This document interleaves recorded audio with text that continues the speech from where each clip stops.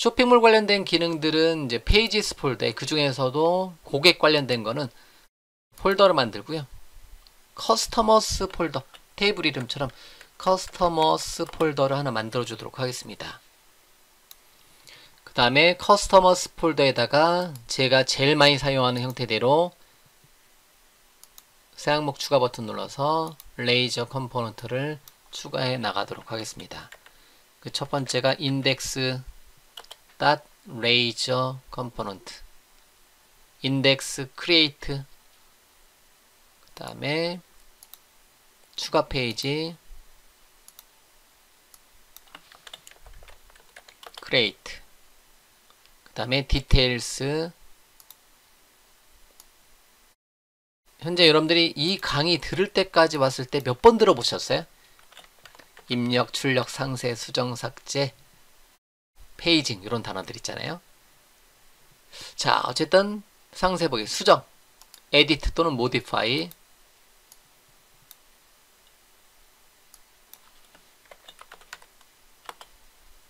그 다음에 삭제, delete,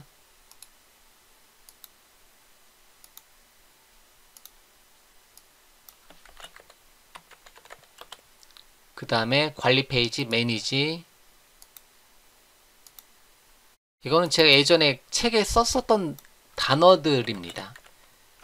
저는 제일 많이 쓰는 단어가 인덱스, 크리에이트, 디테일스, 에디트, 딜리트, 매니지를 많이 씁니다. 뭐 이런 식으로 파일명으로 할 때, 메서드 이름이 아니라 파일명을 할 때는 이 단어들을 제일 많이 써요. 자, 그런 다음에 커스터머 관련된 컴포넌트만 여기다가 따로 추가를 해준다. 그러면 추가 새로운 폴더 만들어 놓고, 역시 컴포넌트는 다른 쪽 컴포넌트를 만들어도 되는데요. 일단은 컴포넌트 폴더에다가 페이저는 사용하지 않을 수도 있는데 일단은 추가 새로운 이제 부분 컴포넌트로 앞에다가 이제 그걸 붙일게요. 커스터머 딜리트 다이얼로그 하나 만들어 보고요.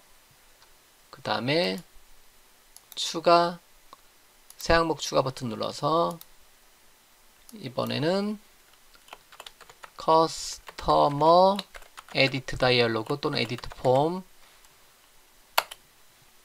이렇게 만들었고요. 커스터머 페이저는 따로, 페이징 컨트롤은 따로 제가 누겟으로 만드는 것을 적용해 주도록 하겠습니다. 자, 이렇게 각각의 페이지를 만들고요. 그 중에서 가장 기본적인 인덱스 페이지를 내비게이션 메뉴에다가 등록을 해 주도록 하겠습니다.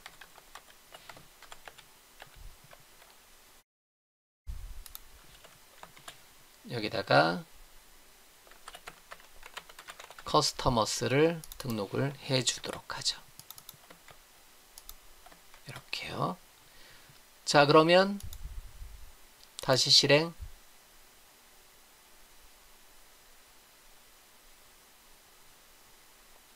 다시 실행해서 인덱스 페이지 한번 보고요. 이렇게 커스텀 예. 자, 그런 다음에 각각의 레이저 컴포넌트에 페이지 지시문을 사용해서요. 여기는 예를 들면 커스터머스 땅 쳤을 때 여기로 들어오게 해주고 싶다. 이런 식으로 페이지 지시문을 주도록 하겠습니다. 자, 이렇게요. 루트.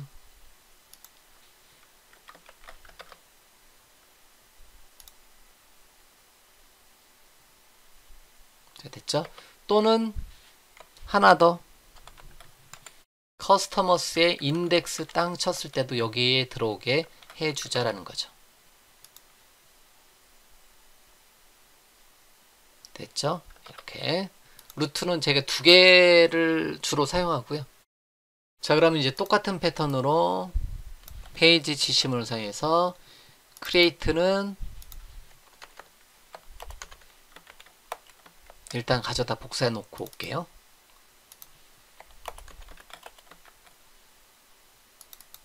디테일스,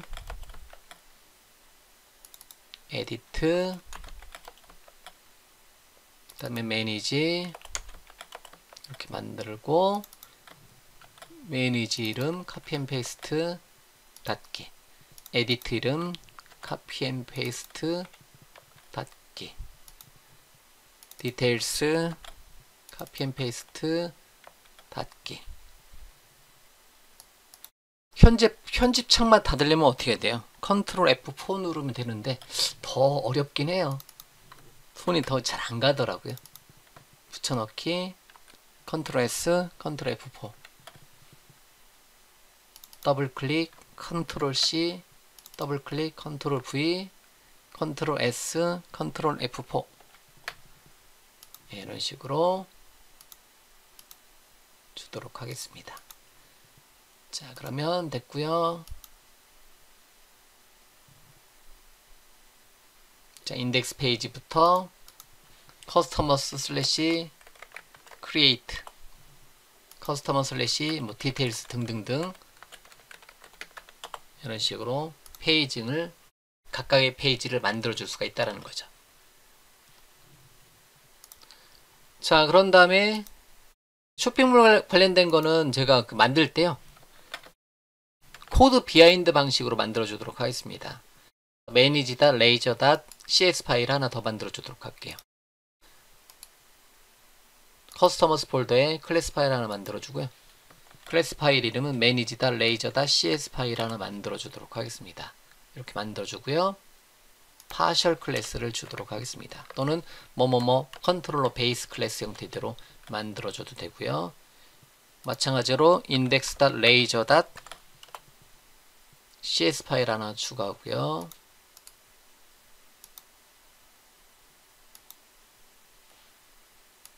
index.laser.cs 파일 하나 추가하고요.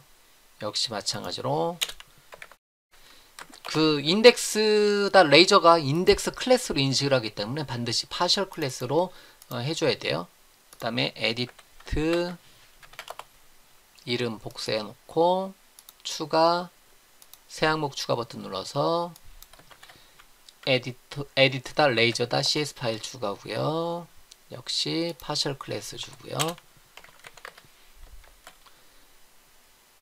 아마 여러분들 강의 듣는 시점에서는 이게 혹시나 만들자마자 두 개로 나눠서 개발해 주게도 가능할 수도 있어요. 근데 아직까지는 그 계획은 없는 것 같아요. 예.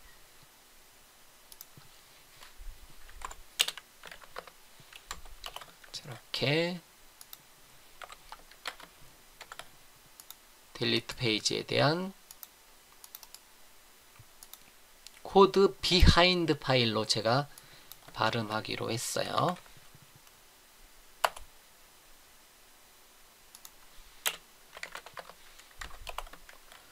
자, 그 다음에 create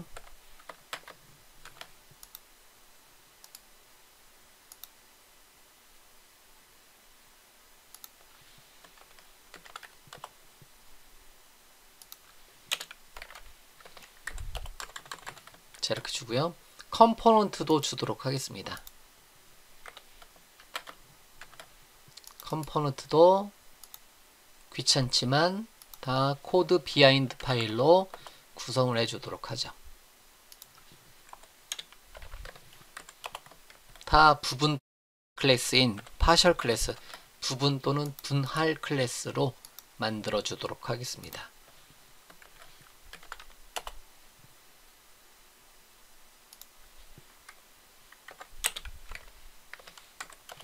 자, 이렇게 만들어 주었습니다.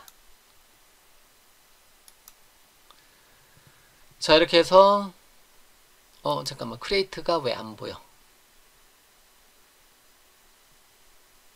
아, 여기다 만들었구나. 잘라내기 해서 붙여넣기, 네임스페이스 다시 정리해 줘야 되겠네요. 블레이저의 페이지의 커스터머스까지. 이게 규칙이니까. 자, 여기까지 빌드 한번 시켜주도록 하죠.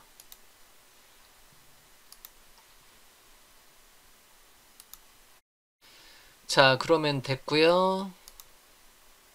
전체는 나중에 이제 필요한 부분 다 넣으면 되는데요. 가장 기본적인 거 커스터머 아이디, 커스터머 네임만 먼저 네임과 저 밑에 있는 자동으로 생성되는 크리에이티드 날짜값만 추가를 해주도록 하겠습니다.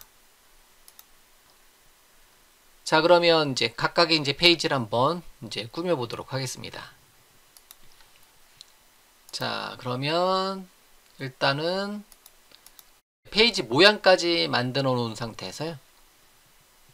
딜리트 페이지에는요. 그 딜리트 페이지는 단독으로 실행되는 게 아니라 아이디를 가지고 넘어가게 돼 있거든요. 딜리트 페이지는요. 여기다가 매개 변수를 커스터머 아이디를 매개 변수로 받게 해주도록 하겠습니다. 뭐로? 정수형으로. 이렇게요. 그러면 커스터머 아이디를 정수형으로 매개 변수를 받아야 돼요. 그러면 코드 비하인드 코드는 지우고요. F7번 눌러서 코드 비하인드 파일로 가서 제일 먼저 어떠한 이름의 PROP 탭 정수형의 커스터머 아이디 이름으로 매개 변수를 받아서 처리해 주도록 하겠습니다. 파라미터를 추가를 해 주도록 하겠습니다. 이렇게요. 그래서 넘겨준 파라미터를 자 커스터머 아이디를 하나 받고요. 그러니까 마찬가지로 동일한 모양으로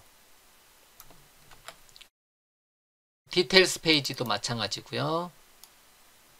그러면 F7번 눌러서 코드 비하인드 쪽에 가서 파라미터 네임스페이스 추가, 그 다음에 일단 에디트에 갔다 올게요. 에디트에 가서 몇 번 고객에 대해서 수정할 건지 파라미터 네임스페이스 추가, 그 다음에 딜리트의 상단에 있는 커스터머 아이디는 정수형 이 모양을 디테일스 페이지에 상단에 주고요. 에디트 페이지에 페이지 지시문에다가 주도록 하겠습니다. 이렇게요. F7번 눌렀을 때 코드 비하인드 파일로 이동하고요. 삭제하고 F7번.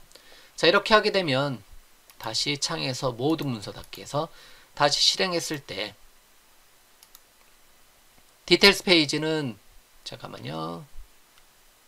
자, 디테일스 페이지는 이렇게 들어오면 안 되고 예를 들면 디테일스 페이지 슬래시 1번 이런 식으로 와야지 정상적으로 들어와요. 맞죠? 예. 에디트 페이지도 마찬가지고 딜리트 페이지도 반드시 커스터머 아이디를 가지고 넘어야 돼요. 커스터머 슬래시 딜리트 하면 안 되고 여기에 1번 이렇게 와야지 정상적으로 접속이 된다라는 거죠. 자, 됐죠? 이렇게 해서